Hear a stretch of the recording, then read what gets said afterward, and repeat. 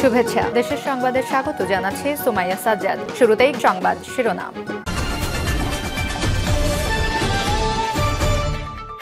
ঐক্য করতে গিয়ে বাকশাল করে ফেললে কাজ হবে না বলছেন আব্দুল মঈন খান।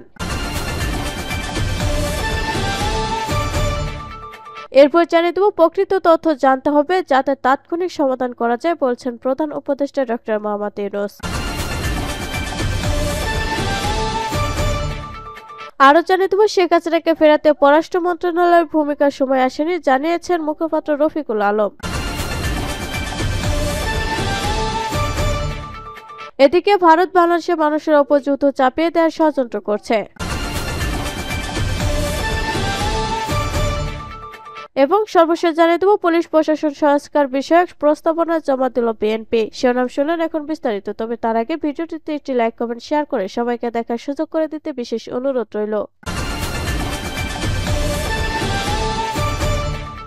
ঐক্য করতে গিয়ে বাকশাল করে ফেললে কাজ হবে না বলছেন ডক্টর মঈন খান। ঐক্য করতে গিয়ে আবারও নতুন করে বাকশাল করে ফেললে সে ঐক্য কোনো কাজে আসবে না বলে মন্তব্য করেছেন বিএনপির স্থায়ী কমিটির সদস্য ডক্টর আব্দুল মঈন খান। এজন্য তিনি সবাইকে সতর্ক থাকতে বলেছেন। বৃহস্পতিবার 5 ডিসেম্বর দুপুরে জাতীয় প্রেস ক্লাবে বাংলাদেশের নদী পানির অধিকার আন্দোলনের পুরোধা আন্তর্জাতিক ফারাক্কা কমিটির নেতা আতিকুর রহমান সালুর স্মরণ সভার প্রধান অতিথি বক্তব্যে তিনি একথা বলেন। স্মরণ সভার আয়োজন করে আন্তর্জাতিক ফারাক্কা কমিটি আইএফসি। জাতীয় ঐক্য গঠনে রাজনৈতিক দলগুলোর সঙ্গে অন্তর্বর্তী সরকার বৈঠক প্রসঙ্গে বিএনপির স্থায়ী কমিটির এই সদস্য বলেন, ঐক্য অবশ্যই প্রয়োজন, জাতি ধর্ম বর্ণ নির্বিশেষে। এতে কারো কোনো দ্বিমত থাকতে পারে না, কিন্তু সতর্ক করে দিতে চাই, ইংরেজিতে একটি কথা আছে, ইউনিটি ইন ডিভার্সিটি। আমরা ঐক্য করতে গিয়ে যদি আবার বাকশাল করে ফেলি তাহলে কিন্তু সে ঐক্য কাজ হবে না। আমাদের সতর্ক থাকতে হবে। ডেমোক্রেসি মুখে বলা সহজ, কিন্তু বাস্তবে রূপ দেয়া এত সহজ নয়। ডক্টর মঈন খান বলেন, বাংলাদেশের মানুষের মনতাত্ত্বিক যে অবস্থান, স্বাধীনতার যে আবেদন আকাঙ্ক্ষা, কথা বলার যে ইচ্ছা, ভোট দেবার যে প্রচেষ্টা, আমি কিন্তু ব্যবসায়ী বা রাজনৈতিক নেতাদের কথা বলছি না। আমি বলছি হাটে মাঠে ঘাটে ফসলের ক্ষেতের মানুষ, রিক্সা চালক ও গার্মেন্টস কর্মীদের কথা। তাদের আকাঙ্ক্ষা কিন্তু অর্থবৃত্ত, বৈভব বা ক্ষমতা নয়। তাদের আকাঙ্ক্ষা 5 বছর পর পর একটি ভোট দিতে পারা। তিনি বলেন, নতুন প্রজন্মের কথা আপনারা বলেন, কোথায় নতুন প্রজন্ম? বিগত 15-20 বছর বা 2 দশক ধরে আমাদের নতুন প্রজন্মের কেউ ভোট দিতে পেরেছে? পারেনি তো। তৃণমূলের মানুষ যারা ঠিক মতো খেতে পায় না, খাবারের জন্য অনেক কষ্ট করে, তারাও বলবে আমি অর্থবৃত্ত চাই না, আমি ভোটের অধিকার চাই। এটি হচ্ছে বাংলাদেশের মানুষের প্রকৃত আকাঙ্ক্ষা। দুঃখের বিষয় হচ্ছে আমরা সেই সত্য বিশ্বাস না করে অর্থবৃত্ত, বৈভব, ক্ষমতা, প্রশাসন, মন্ত্রী, প্রধানমন্ত্রী, রাষ্ট্রপতি এগুলো হতে চাই। এ প্রসঙ্গে বলেন ডক্টর আব্দুল মঈন খান। অন্তর্বর্তী সরকার উদ্দেশ্যে বিএনপির জ্যেষ্ঠ এ নেতা বলেন, আজকে সংস্কারের কথা বলছেন, খুব ভালো কথা। সংস্কার তো লাগবেই, কিছু মনে করবেন না। আমি স্পষ্ট ভাষায় বলে দেই, আমরা যতক্ষণ পর্যন্ত না নিজেরা নিজেদের সংস্কার না করব ততক্ষণ কোনো সংস্কারই কাজ আসবে না। প্রকৃত তথ্য জানতে হবে যাতে তাৎক্ষণিক সমাধান করা যায় বলছেন প্রধান উপদেষ্টা ডক্টর মোহাম্মদ ইউনূস। দেশের সংখ্যালঘুদের সমস্যা কিভাবে অবশিষ্ট তথ্য সংগ্রহ করা যায় সে বিষয়ে ধর্মীয় নেতাদের পরামর্শ চেয়েছেন অন্তর্বর্তী সরকার প্রধান উপদেষ্টা ডক্টর মোহাম্মদ ইউনূস। তিনি বলেছেন, প্রকৃত খবরটা জানতে হবে, সে প্রক্রিয়াটা প্রতিষ্ঠিত করতে হবে। এত বড় দেশে যে কোনো ঘটনা ঘটতে পারে, কিন্তু প্রকৃত তথ্য জানতে হবে যাতে তাৎক্ষণিক সমাধান করা যায়। যেদিক থেকেই হোক, দোষী তাকে বিচারের আওতায় আনার সরকারের দায়িত্ব। বৃহস্পতিবার বিকেলে ধর্মীয় নেতাদের সঙ্গে বৈঠকে অন্তর্বর্তী সরকার প্রধান উপদেষ্টা ডক্টর মোহাম্মদ ইউনূস এসব কথা বলেন। বিকেল 4:30টার দিকে ফরেস্ট সার্ভিস একাডেমিতে এই বৈঠক শুরু হয়। বৈঠক সূত্রে জানা গেছে, পার্বত্য চট্টগ্রাম বিষয়ক উপদেষ্টা সুদীপ চাকমা, কবি ও চিন্তক ফরহাদ মাজহার, হেফাজতে ইসলামের মহাসচিব সাজিদুর রহমান, বায়তুল মোকাররম জাতীয় মসজিদের খতিব আব্দুল্লাহ মালেক সহ কয়েকজন আলেম বৈঠকে অংশ নিয়েছেন। প্রধান উপদেষ্টা বলেন, আজকে আলোচনা খোলাখুলি, আমরা সবাই আলোচনা করব। আমাদের লক্ষ্য কোনো গোলমাল নেই। তথ্য প্রবাহ কিভাবে পাবো, দোষীকে কিভাবে ধরবো, যাতে সবাই সঠিক তথ্য পেয়ে যায়, এমন বাংলাদেশ আমরা গড়ে তুলতে চাই, যার নাম দিয়েছি নতুন বাংলাদেশ। এটা আমাদের করতে হবে। ডক্টর ইউনূস বলেন, মনে অনেকগুলো প্রশ্ন জেগেছে, সে প্রশ্নের জবাব খুঁজে পাওয়ার জন্য আপনাদের সঙ্গে বসা। তিনি বলেন, শুনলাম এখনো সংখ্যালঘুদের ওপর হামলা হচ্ছে। তাই আমি সবাইকে নিয়ে বসলাম এটা থেকে কিভাবে উদ্ধার করা যায়। সরকার গঠনের আগে বিমানবন্দরে দেয়া বক্তব্যের কথা স্মরণ করিয়ে দিয়ে ডক্টর ইউনূস বলেন, তখন আমি বলেছিলাম আমরা একটা পরিবার, আমাদের নানা মত, নানা ধর্ম থাকবে, নানা রীতিনীতি থাকবে, কিন্তু আমরা সবাই একই পরিবারের সদস্য। এটাতে জোর দিয়েছিলাম আমাদের শর্ত পার্থক্য থাকা সত্ত্বেও আমরা পরস্পরের শত্রু নই। আমাদের জাতীয়তা পরিচয়ের প্রশ্নে এক জায়গায় চলে আসি, আমরা বাংলাদেশি এক পরিবারের সদস্য। ডক্টর ইউনূস বলেন, শপথ গ্রহণের কথা শুনতে আরম্ভ করলাম সংখ্যালঘুদের ওপর নির্যাতন হচ্ছে, তখন মনটা খারাপ হয়ে গেল।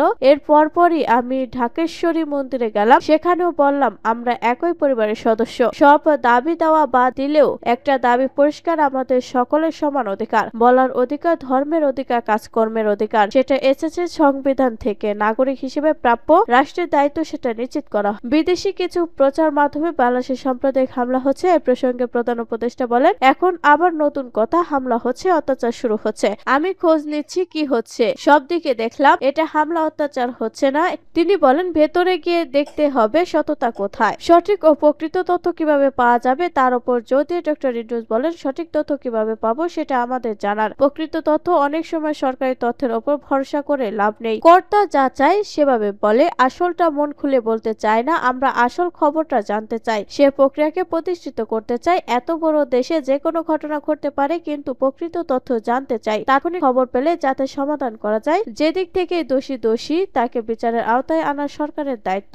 শেখ হাসিনাকে ফেরাতে পররাষ্ট্র মন্ত্রণালয়ের ভূমিকার সময় আসেনি বলছেন মুখপাত্র। পররাষ্ট্র মন্ত্রণালয়ের জনকূটনীতি বিভাগের মহাপরিচালক ও মুখপাত্র মোহাম্মদ রফিকুল আলম জানিয়েছেন, শেখ হাসিনাকে ফেরাতে আমাদের যে ভূমিকা নেয়ার কথা তা প্রয়োগ করার সময় এখনো আসেনি। বৃহস্পতিবার সাপ্তাহিক ব্রিফিং এ মুখপাত্র সাংবাদিকদের প্রশ্নের জবাবে এমন কথা বলেন। আগামী 9 ডিসেম্বর ঢাকায় বাংলাদেশ ও ভারতের মধ্যে পররাষ্ট্র সচিব পর্যায়ে বৈঠক বসছে। সেই বৈঠকে ভারতে অবস্থানরত সাবেক প্রধানমন্ত্রী শেখ হাসিনাকে ফেরত চাওয়া হবে কিনা জানতে চাইলে তিনি বলেন, এ বিষয়ে আমরা পূর্বসূরি সাবেক মুখ্যমন্ত্রী তৌফিক হাসান নিশ্চয়ই একটা বক্তব্য আপনাদের দিয়েছেন। এটার একমাত্র অভিনেতা শুধু আমরা না, এখানে আমরা একটা অংশ। আমাদের যে অংশে ভূমিকা পালন করার কথা তা প্রয়োগ করার সময় এখনো আসেনি, ওইটা যখন আসবে তখন আমরা করব। পররাষ্ট্র সচিব পর্যায়ে বৈঠকে আলোচনার বিষয়ে রফিকুল আলম বলেন, এফওসিতে দ্বিপাক্ষিক সম্পর্কের মধ্যে যত উপাদান আছে সবগুলোই রাখার চেষ্টা করা হয়। কখনো আলোচ্য সূচি ঠিক করার ক্ষেত্রে দুপক্ষের সম্মতি লাগে, এটা এখন পর্যন্ত চলমান। তবে সাধারণভাবে যেটা বলা যায়, বাণিজ্য আছে, কানেক্টিভিটি আছে, সীমান্ত আছে, পানি আছে, এ বিষয়গুলো আলোচনাতে থাকবে। আরো অনেক উপাদান নিশ্চয়ই আছে, এই মুহূর্তে আমার কাছে সেটা নেই। শেখ হাসিনাকে ফেরানোর বিষয়ে পররাষ্ট্র মন্ত্রণালয়ে, আদালত বা স্বরাষ্ট্র মন্ত্রণালয় থেকে কোনো আবেদন এসেছে কিনা জানতে চাইলে মুখপাত্র বলেন, আমার জানা মতে এখনো পর্যন্ত পররাষ্ট্র মন্ত্রণালয়ে কোনো নির্দেশনা আসেনি। ভারতের সঙ্গে বিভিন্ন সময়ে চুক্তির বিষয়ে জানানো নিয়ে রফিকুল আলম বলেন, যেহেতু একটা প্রসঙ্গ উঠে এসেছে, এটা অবশ্যই বিবেচনা করা হবে। তবে এই মুহূর্তে আমরা পূর্বসূরি যে বক্তব্য দিয়েছেন তার সঙ্গে নতুন বক্তব্য যুক্ত করার সুযোগ নেই।